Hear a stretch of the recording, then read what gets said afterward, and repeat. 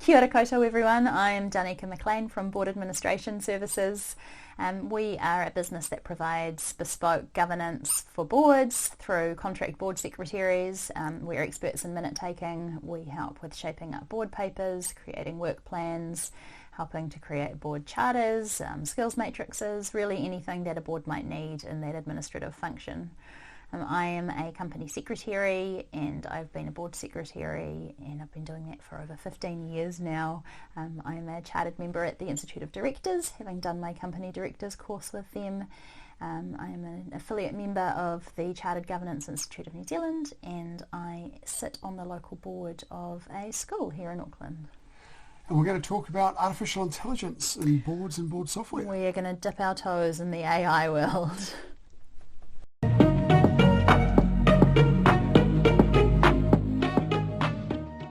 Hi, welcome to Governance Bites. My name is Banicevich, and as you just heard, I get to spend some more time with Dauniika Maclean. Dauniika, thank you very much again for your time. Thank you for having me. A really popular topic at the moment, artificial intelligence. It's invading everything since the rise of ChatGPT, I guess a little over a year ago it really exploded, didn't it? So yeah. Interesting topic to do. It's a very fast moving topic and I think probably a lot has changed even since I spoke to you a couple of weeks ago and said let's do an interview around AI. Right. So we'll talk about as it is today, but preface that by it may change. Yeah, absolutely. So one of the most common forms of artificial intelligence that is most accessible is the large language models such as GPTs, which I looked up as generative pre-trained transformers, ChatGPT being the most common. They offer tremendous efficiency gains. How have you used them or seen them used by boards? Yeah, well I think before I touch on that, it's not just AI, it's the generative AI that we're talking about, of course, because AI has been around for a long time, but it's the generative AI that's really come into its own recently. Computers have caught up with the concept of artificial intelligence, I think, has been what's happened. I think so, and now companies all over the world are seizing it and are integrating it into their software and platforms, so I think you're probably using it without even knowing in a lot of areas, just in your day-to-day, but I think certainly for today's conversation we'll focus on those large language models like ChatGPT or Google Bard is where I've used and dipped my toes the most. Right, okay. So how have you used them, or how have you seen them used by boards? Yeah, sure. So they're great at consuming information and pulling out kind of key details. So you can, as a director, provide them with an article that you want to read, but it's 27 pages long, and just give it to ChatGPT and say, can you please give me the highlights from this article, and it'll produce them for you instantly. Taking a lot of data and saying, can you extrapolate these into graphs for me? It'll do that for you. So really good at that kind of processing of information from a director point of view. There's software that'll help to take meeting minutes and notes and kind of look at actions that have been done in the meeting. They're really great for probably not board meetings, but you might be doing project steering committees or internal management meetings. They can be really helpful where you don't need a kind of formal set of minutes. They're really cool. I've certainly been using it as an administrator for doing all sorts of things, helping to streamline things, managing my calendar, producing policies. It's incredible just kind of at a glance. When you're doing a work plan, getting all of the dates and public holidays and school holidays at click of your fingers, it'll just produce all that information for you. So it's very good at first drafts. I don't think I'd ever use, or certainly not yet, the output from a GPT and say that's my final document. No. But very, very strong. As you say, for things like policies, other templates like that, it produces pretty solid templates. Absolutely. In a draft, you're always going to have to apply reason and make sure that it's sense checked and has the correct information that you need and adapt it to your own company. But certainly for drafting it's incredibly fast. And for summarising, I mean, one of the ways that I've been using it now is off the back of these. When I pop the video up into YouTube, it produces automatic subtitles, and the YouTube automatic subtitles aren't great. There's no punctuation, there are very few capital letters, although if there are, they're in random places.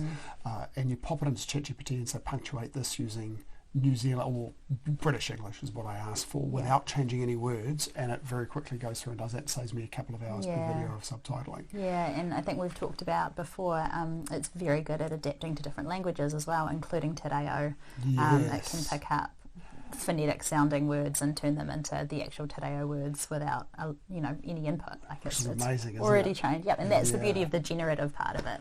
So one of the key risks with GPTs is around the confidentiality of information. So with the confidential information that you're dealing with from the boardroom, how do you manage that confidentiality risk? Yeah, so I would never give any confidential information to a ChatGPT or a Google Bard of any kind.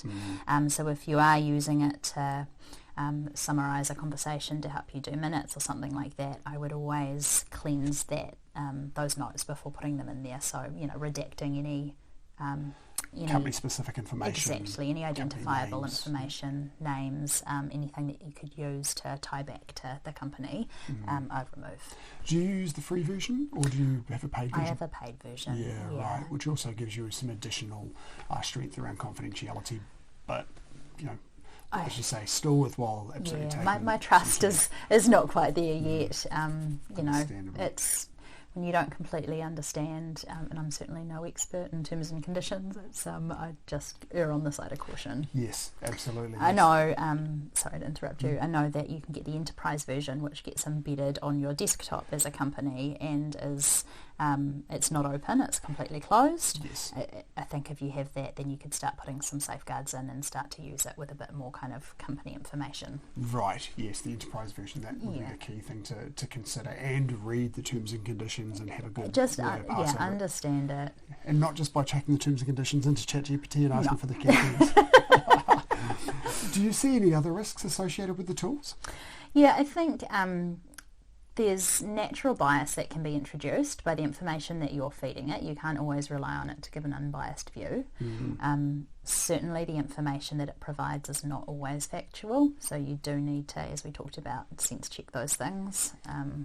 I think there was an early example of a lawyer that had used it to present a court case or something along those lines, and it hadn't correctly interpreted the law. Yeah, well, I think, as you say, they're a generative form of technology, and ChatGPT in particular tends to make things up. Bard, I found, on the other hand, will quite often takes its time to think and then compose. Yeah. And I think it will quite often put its sources in as well, which can be quite useful. Yeah, but again, you have to check those sources. I've asked for sources before, and they've provided a link, and the link goes to a 404 page. Right. They take a lot of creative license in some of their answers. Yeah. So be very careful when you're relying on those. Yeah, that is one of the other key risks that I would see in a GPT, is the risk of relying on the information and it not being correct. So Absolutely. If there's anything you don't know, fact check it. Yeah, absolutely fact check it. I think my advice would be just don't rely on it. Use it, like you said, as a first draft, as a starter for 10, and then use your own wisdom to kind of apply to what it's talking about. Yes, right. How much time do you save using these tools? Oh, so much time.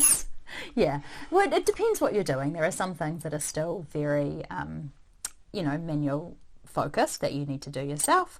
But, I look at what I did when I started 15 years ago, and would be compiling board papers into a combined PDF with blank pages in between, and then printing it out and then binding it times 12 copies versus today, where you've got board software that you can just drag and drop papers in. It automatically creates an agenda. Yeah. It has an action tracker, it has a decision register. we've gone from like a 2-day process to an hour-long process. Like it's just incredible. And even things like, as you were saying before, having a 27-page paper that you want to pass on to the directors, but you don't want to give them 27 pages. You can get a 3-page summary, and it's very, very quick to perform those sorts of things. They're very fast at that. I save in terms of subtitling the videos from these conversations probably half of the time. It's a huge time saving, but as you say, you've got to be careful with it. Yeah, and then you do have to factor in the time that you use checking everything as well. Are there any other artificial intelligence tools that you've used or seen used in the boardroom? Yeah, so some of the board software programs are using AI now within the software. Board Pro has a agenda creation tool. You can go in and say, I want to add another agenda item, and it takes you to a library of things, and that's powered by, I think, ChatGPT. There's Onboard, which is another type of software that creates an agenda using AI based on past meetings that you've had. So it doesn't clone it, it actually looks at what happened over the last XYZ term. It creates a draft agenda for you. Creates a draft agenda for you based on what you might have done historically, which is really cool. And then there's the minute-taking softwares that I talked about. So Microsoft Teams, Zoom, Google Meet have all got that transcription service embedded within them now. They're going a step further and they're kind of giving you those summaries. And then there are softwares that do that specifically. The kind of market leading ones are Otter AI and Fireflies are the ones that I've used, which are quite good. And you can plug that into an online meeting, or you can actually set it on the table with your phone to listen, and it'll create that transcript. It'll give you a summary, and it'll kind of point out any actions that it's picked up. You can train it to understand people's voices, so it starts to know who says what.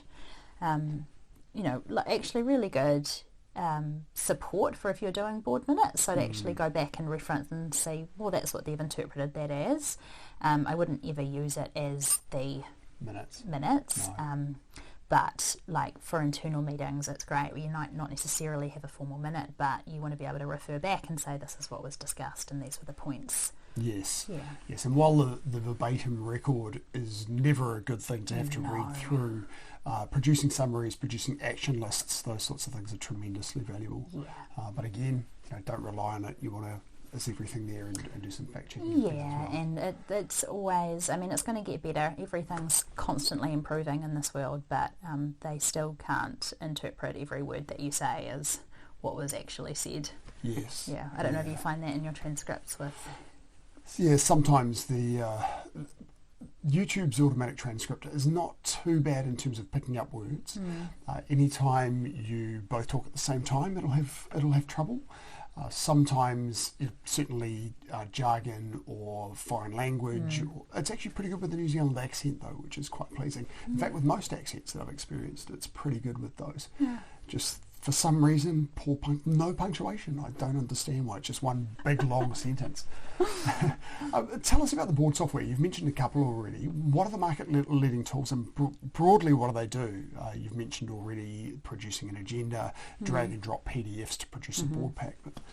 So the main ones in New Zealand are Diligent, Board Books, Board Pro, Stellar Boards, and Onboard. My favourites by far are Diligent and Board Pro. Diligent kind of at that enterprise corporate level, and Board Pro at the SME not-for-profit level. They revolutionise the board processes. It's a secure central point of information that all directors and executives and secretaries can use and access. It'll produce the board packs within there. Everyone can log in securely to access those, so board packs aren't being circulated via email, so they can't be interpreted and hacked. The benefit of having those action trackers within the software that you can go in and edit as a director. You can go in and add your own edits to them. You can close them off. They automatically send out reminders. So that just takes an entire workload off the board secretary that they were otherwise doing. There's those decisions registers, so every time the board approves anything or has a resolution, has out of cycle resolutions, e-resolutions, those are all captured, and there's a searchable database then of those decisions. You can print that out and say these were the decisions that were made in the year or the month, or I want to find that time that we did that dividend, and you can search those. It's a record of all of the past board meetings you've had, all of the minutes. Again, those are all searchable as well, so you can go into the database of the board papers and you can find the marketing report from XYZ where you talked about this. And I take it directors can have their own copy of a board paper and annotators. Yeah. So their annotations and notes are confidential to them, so they're individual to their own login. No one else can access those. They can, both those softwares, they can go in and delete their notes if they want to at a later time, but they are accessible only to them. Yeah, brilliant. And the other benefit they have is there's a full audit trail. So if you're constantly updating papers in the board pack, or you've made changes to minutes, everything is recorded, every version, when it was uploaded, when it was changed. Yeah, right. Yeah. You can even use Board Pro to look at who's opened the board pack. Right. Which have all the directors read the papers prior to the meeting. Yeah, make sure you've read your papers because the board secretary knows. Yeah, right. And probably you can also see for how long they've opened the board pack as well. It doesn't tell you that. So it doesn't tell you which pages they've looked at, but it'll tell you whether they've opened the email, whether they've clicked through, and whether they've opened the board pack. Does it also have, we were talking earlier around some of the specific documents that must be lodged in the case of, for example, paying a dividend. Are those included in the software in some way, or are they having to be manually prepared? No. There's an opportunity for your Board Pro Intelligence. Get some of those basic templated. Yeah, no, is the short answer. Board Pro, for example, has templates for things like agendas and minutes and board papers, but they become superfluous if you're using Board Pro, for example, because that has an automatic agenda within it. It has automatic minute taking software within it. So right. And you've already mentioned about how these tools are using artificial intelligence to produce things like these action registers and draft agendas. And is there any other way that we haven't talked about that those software are using? Not yet. I'm waiting for one of those companies to create some kind of minute-taking software that can listen to the meeting and summarise it and make my job redundant, but it's yet to happen. I don't know whether it ever will, because it's so nuanced, that minute-taking process. There's a lot out there already, and none of them are meeting the brief to be able to do what board secretaries do. Right. A final question for you. Is there a particular challenge to being a director that you enjoy, or that you've had to do some particular learning about, or something like that you'd share?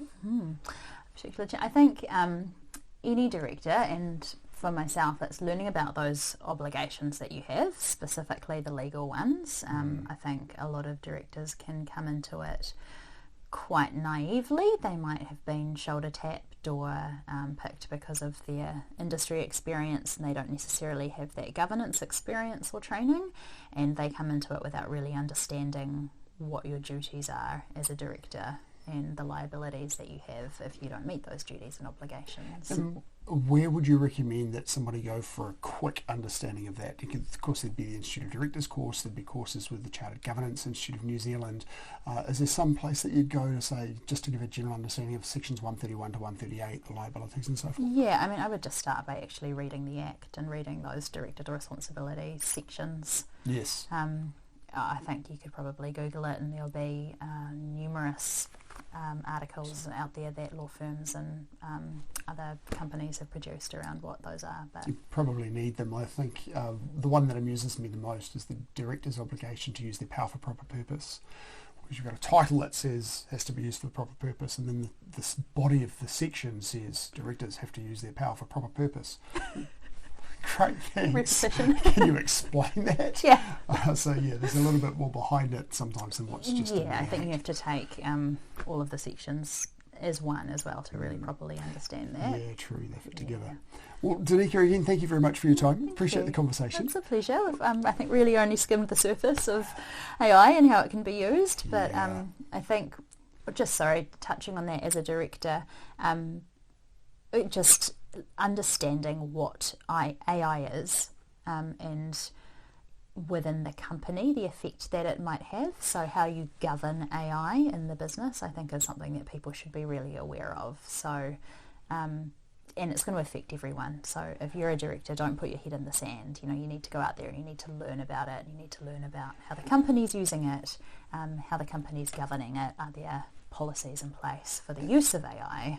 That's a really good staff point. Understand the risks and so forth. And Are the they complexity. putting confidential information into ChatGPT, for example? Exactly. So what are the company's policies around the use of it? And I think in that position, blanketing saying no, you can't use it is probably a big weakness. I know of companies that have actually required their staff to use it like 30 times a day to get really familiar with it because of the opportunities that exist, but making sure it's being used safely.